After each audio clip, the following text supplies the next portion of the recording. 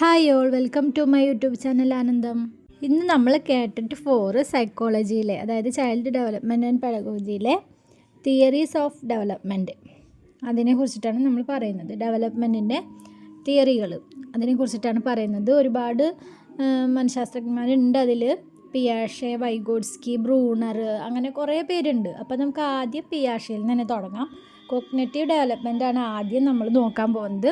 വൈജ്ഞാനിക വികാസം, cognitive development, പിയാഷെയുടെ വൈജ്ഞാനിക വികാസം, കോഗ്നിറ്റീവ് ഡെവലപ്മെൻറ്റ്, അതാണ് നമ്മൾ നോക്കുന്നത് ഇന്നത്തെ ക്ലാസ്സിൽ. അപ്പോൾ നമുക്ക് വീഡിയോയിലേക്ക് പോകാം. ആദ്യമായിട്ട് തന്നെ കുട്ടി ശാസ്ത്രജ്ഞന്മാർ, ലിറ്റിൽ സയൻറ്റിസ്റ്റ് എന്ന് വിളിച്ചത് പിയാഷെയാണ്. കുട്ടി ശാസ്ത്രജ്ഞന്മാർ, ലിറ്റിൽ സയൻറ്റിസ്റ്റ് എന്ന് വിളിച്ചത് പിയാഷെയാണ്. പിന്നെ പിയാഷെയുടെ കോഗ്നിറ്റീവ് ഡെവലപ്മെൻറ്റിൽ 3 പാർട്ടുകളുണ്ട്. ഒന്നാമത്തെ പാർട്ടാണ് സ്ട്രക്ചർ, ഘടന.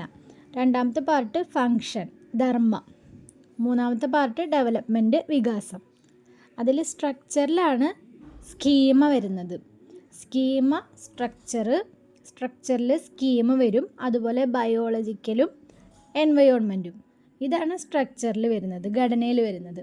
പിന്നെ ഫങ്ഷനിലാണ്, അതായത് ധർമ്മത്തിലാണ് അസിമിലേഷൻ, അക്കോമഡേഷൻ, ഇക്വാലിബ്രേഷൻ, അങ്ങനെ 3 ഉള്ളത്. അസിമിലേഷൻ, സ്വാംശീകരണം, അതുപോലെ അക്കോമഡേഷൻ, പിന്നെ ഇക്വാലിബ്രേഷൻ, അങ്ങനെ 3. അസിമിലേഷൻ, സ്വാംശീകരണം എന്ന് പറഞ്ഞു കഴിഞ്ഞാൽ, ഒരു പൂച്ചേനെ ഒരു കുട്ടി കാണുമ്പോൾ പൂച്ച എന്നുള്ളത് ആ കുട്ടിക്ക് അറിയാം, അത് പൂച്ചയാണെന്നുള്ളത് അറിയാം. അത് കഴിഞ്ഞിട്ട് ആ കുട്ടി പട്ടീനെയും കാണുകയാണ്. അപ്പോൾ പട്ടീനെ കാണുമ്പോൾ ആ കുട്ടിക്ക് തോന്നുകയാണ് അത് പൂച്ച തന്നെയാണ്, അതായത് 4 കാലുണ്ട്, വാലുണ്ട്. അപ്പോൾ അതിന് തോന്നുകയാണ് അത് പട്ടി എന്നുള്ളത് ആ കുട്ടിക്ക് അറിയില്ല, അത് പൂച്ചയാണെന്നാണ് ആ കുട്ടിയുടെ വിചാരം. അപ്പോൾ ആ കുട്ടി പട്ടീനെ പൂച്ചയായിട്ട് സങ്കല്പിക്കുകയാണ്, അത് പൂച്ചയാണെന്ന് കരുതുകയാണ്. അപ്പോൾ അത് കഴിഞ്ഞിട്ടാണ് അക്കോമഡേഷൻ ഉണ്ടാകുന്നത്. അതായത് അക്കോമഡേഷൻ എന്ന് പറയുന്നത് ആ കുട്ടിക്ക് ഒരു ന്യൂ നോളജ് വരികയാണ്, അത് പട്ടിയാണെന്നുള്ളൊരു തിരിച്ചറിവ് ആ കുട്ടിക്ക് കിട്ടി. അതാണ് അക്കോമഡേഷൻ, ന്യൂ നോളജ് വരികയാണ്.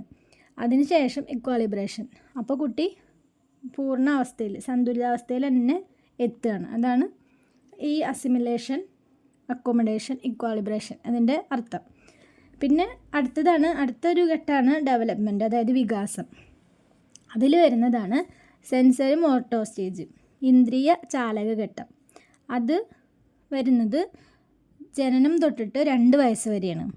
അതിലാണ് ഒബ്ജക്റ്റീവ് പെർമനൻസും അതുപോലെ, അതായത് വസ്തുസ്ഥൈര്യം, ഈഗോസെട്രിസം അതുള്ളത്.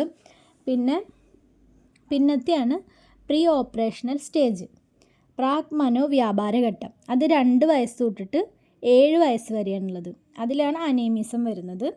പിന്നത്തെയാണ് കോൺക്രീറ്റ് ഓപ്പറേഷണൽ സ്റ്റേജ്, മൂർത്ത മനോവ്യാപാര ഘട്ടം. അത് വരുന്നത് 7 വയസ്സ് തൊട്ടിട്ട് 11 വയസ്സ് വരെയാണ്. പിന്നത്തെയാണ് ഫോർമൽ ഓപ്പറേഷണൽ സ്റ്റേജ്, അല്ലെങ്കിൽ ഔപചാരിക മനോവ്യാപാര ഘട്ടം. അത് വരുന്നത് 11 വയസ്സിന് മുകളിലേക്കാണ്. ഇതാണ് പിയാഷെയുടെ കോഗ്നിറ്റീവ് ഡെവലപ്മെൻറ്റ്. അപ്പോൾ ഇനി മറ്റൊരു വീഡിയോയുമായിട്ട് അടുത്ത ക്ലാസ്സിൽ കാണാം.